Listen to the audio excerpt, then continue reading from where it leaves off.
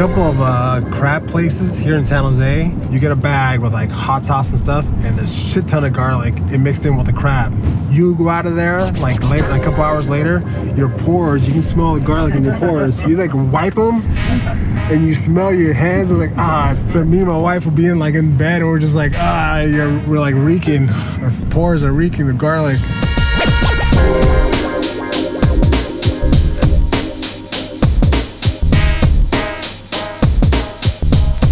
I never liked the media stuff that I had to do, the interviews. That just isn't me. I don't like that part of it. When I first got into the sport, I just thought you had to train and fight. And I was like, cool.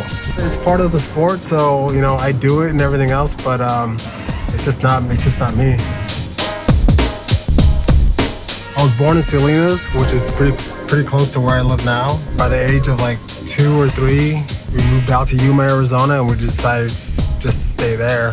I have a lot of pride, knowing that I came from a small city, having Mexico really close to us. There's a lot of good childhood memories of being there with my family. As far as my dad, he was born in Mexico, and by the age of like 16, he decided, he wanted to come out to the U.S. and get a better job out here. He crossed the border, work a little bit, go back. Did it a couple times, he said. He definitely has some stubbornness, and finally met my mom out here in the U.S. and they started a family. For me, as a kid, I fell in love with Bruce Lee movies. Back then, my dad would tell me, if somebody, is doing something to you, then, hit them back and I'm not gonna be mad. That was how we grew up, was to fight. My grades in high school weren't the best. My dad went to school to the 3rd grade. My mom in 7th grade had to stop going to school also. My mom's dad was a guy that didn't believe that women should have education. So my parents weren't involved as far as that way. I went to school pretty much to wrestle. I didn't know what I wanted to do in my life, but I knew that as soon as I was done wrestling in college or just finished school, I wanted to start fighting. So I flew down to AKA. I worked out with the guys for a couple days and I liked it. That was it. I was a guy that didn't know anything, didn't know any striking, no jiu-jitsu. I pretty much was just willing to learn. My first fight in the UFC was the Montreal, Canada card, where Matt Serra and Georges St. Pierre fought their second fight. I feel like wrestling has got me used to competing one-on-one. This felt just like another wrestling match, I wasn't overly nervous. Man, I've been there before, so this is definitely no big deal. My style, people know it. It's a style of going forward with a lot of pressure. On the ground, I don't like to use a lot of jiu-jitsu. I like to pretty much just hit people in the face. That's my style of fighting. People like it. That's what I like too.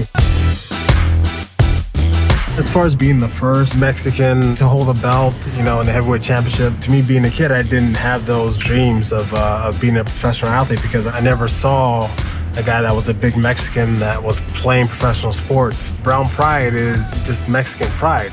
That's all it is. I don't regret getting it, no. I can see other people's views where they say, what if I get like white pride on my chest? I think that's bad, definitely. So I can see their side of it. But I'm proud to be Mexican. I'm proud that we, we're known as hard workers. It's more so a tribute to my dad as far as all the stuff that he had to go through to get here to this country.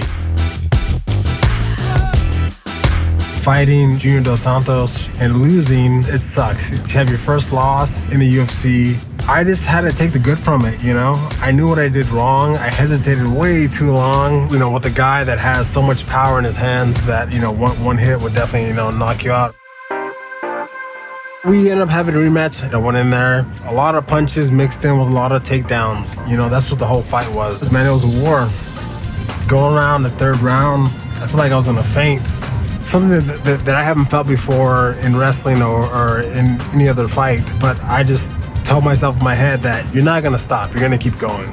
To get the belt back, I don't even need the belt. It's a thing of me knowing that I beat the best guy and that I'm the best guy, you know what I mean? That's it. Proving people wrong. I love to prove people wrong. Verdum isn't better than me. The guys at the top of this division aren't better than me. So now I can beat them. My plan right now is to get back, train, and go out and fucking win a fight.